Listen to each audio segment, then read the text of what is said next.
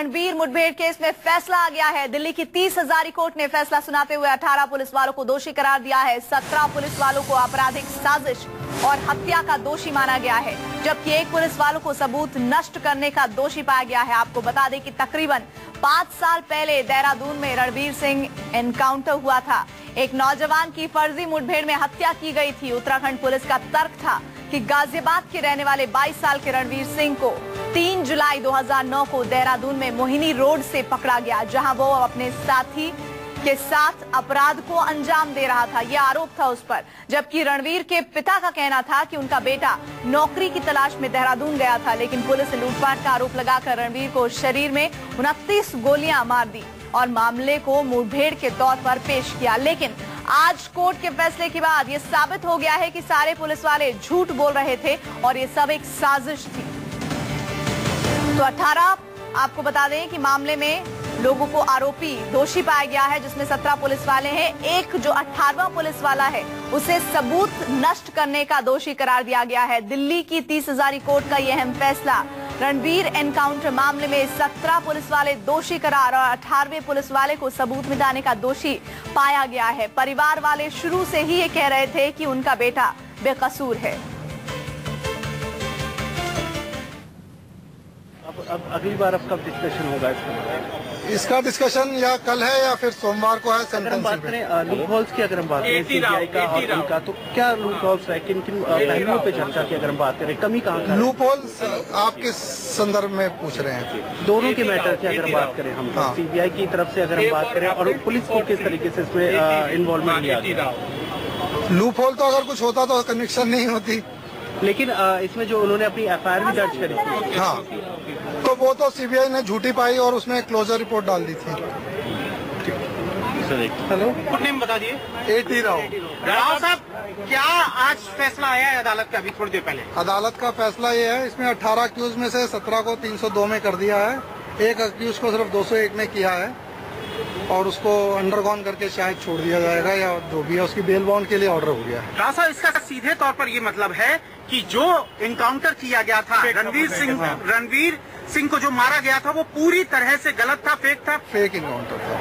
क्या अदालत ने और कोई टिप्पणी की है? ये पूरा मामला क्या है, ब्रीफ में बता दीजिए, और आज अदालत क्या आदेश है? जब कन्विक्शन हो गई है तो फिर यही हुआ ना, संपर्क तो इसका यही निकलेगा कि ये फेक इनकाउंटर था और अदालत ने इस बात को माना है। क्या सीबीआई की दलील क्या थी और सीबीआई की दलील पर आज क्या मोहर लग गई अदालत की?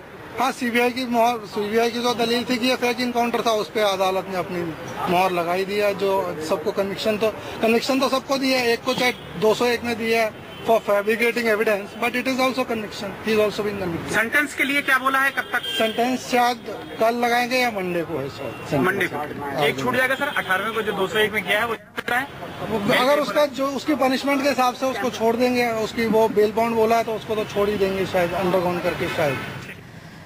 तो 18 पुलिस वालों को दोषी पाया गया है, 17 को दोषी और 18वें को सबूत मिटाने का दोषी पाया गया है। इस बीच और डिटेल के लिए जुड़ रहे हैं संवाददाता मोहित मल्होत्रा हमारे साथ। मोहित, एक बात कोर्ट ने अपने फैसले में साफ कर दी है कि ये जो एनकाउंटर हुआ था यह पूरी तरह से फर्जी था। जी बिल्कुल, देखिए 18 पुलिस वाले थे जो कि इस पूरे मामले के अंदर जिनको आरोपी बनाया गया था। पहले इस मामले में सीबीसीआईडी जो थी उत्तराखंड पुलिस की, वो मामले की जांच कर रही थी, लेकिन बाद में इस मामले को सीबीआई को ट्रांसफर कर दिया गया था। और 2011 में जो रणवीर हैं उनके पिता ने सुप्रीम कोर्ट में एक अर्जी लगाई और उन्होंने कहा कि जिस तरह से इस मामले की जांच चल रही है और जो कानूनी कार्रवाई चल रही है उसको उत्तराखंड के बाहर कहीं शिफ्ट किया जाए, नहीं तो उत्तराखंड पुलिस इस मामले में कई सबूतों के साथ खिलवाड़ कर सकती है। जिसके बाद इस पूरे मामले को दिल्ली की 30 हजारी कोर्ट में शिफ्ट कर दिया गया था 2011 में, और उसके बाद में इस पर लगातार 2012 से डेली सुनवाई चल रही थी, जिसमें आज अदालत ने अपना फैसला सुनाया है। 18 पुलिस वालों में से 17 आरोपी बने गए हैं सबूत नष्ट करने के, और इसके साथ साथ हत्या और किडनैपिंग और आपराधिक साजिश रचना, ये सब आरोप हैं। इनके तहत इनको दोषी माना गया है। अब इनकी सजा पर सोमवार को बहस होगी, जिसके बाद सजा का ऐलान किया जाएगा। लेकिन फिलहाल जो मौजूदा स्थिति है, जिस तरह से हत्या का दोषी पाया गया है और एक को जो 18वां पुलिस वाला है उसे सबूतों को मिटाने का दोषी पाया गया है, इस संबंध में अगर मैक्सिमम हम सजा के सेंटेंस की बात करें तो वो क्या हो सकता है?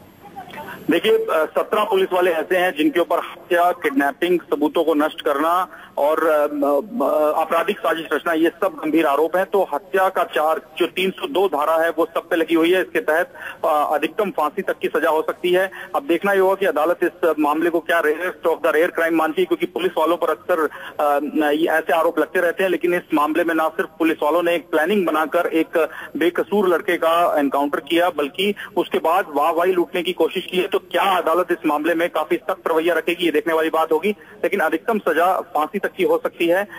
17 पुलिस वाले इस वक्त ऐसे हैं जिनके ऊपर हत्या का आरोप है। तो ऐसे में अब अदालत क्या फैसला लेगी है तो सोमवार को साफ हो पाएगा जब सजा पर बहस होगी।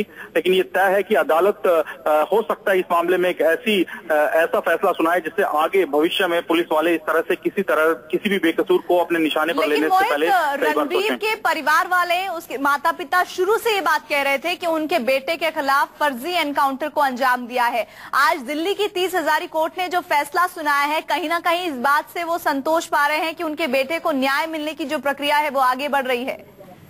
देखिए जुलाई 2009 में जब ये एनकाउंटर हुआ था तब से लगातार मैं इस मामले को देख रहा हूं। तब से लगातार ही रणवीर सिंह का जो परिवार है वो ये सवाल उठा रहा था कि जिस हालात में एनकाउंटर हुआ और उसके बाद जिस तरह से उनके बेटे को ये बताया गया कि वो एक बड़ा आरोपी था और उत्तराखंड में कई वारदातों को अंजाम दे चुका था, ये वो लगातार कई सवाल ऐसे उठा रहे थे। जिसके बाद उत्तराखंड सरकार पर यह दबाव बना कि उन्होंने पहले इस केस को CBCID को ट्रांसफर किया, जिसके बाद भी कहीं ना कहीं जांच में ऐसे लूप होल रह गए, जिसके बाद उत्तराखंड सरकार ने इस मामले को CBI को ट्रांसफर कर दिया और CBI की जांच में कई बातें ऐसी सिद्ध हुई। लेकिन फिर भी कहीं ना कहीं रणवीर का जो परिवार था वो ये मानकर चल रहा था कि अगर उत्तराखंड की अदालतों में इस मामले की सुनवाई होगी तो वहां का जो स्थानीय प्रशासन है और पुलिस है वो इस मामले में कई ऐसे पेच निकाल सकता है जिससे जो आरोपी हैं उनकी सजा कम हो सकती है। इसी वजह से इस पूरे मामले में सुप्रीम कोर्ट ने इस मामले को 2011 में दिल्ली की 30 हजारी अदालत में ट्रांसफर कर दिया था।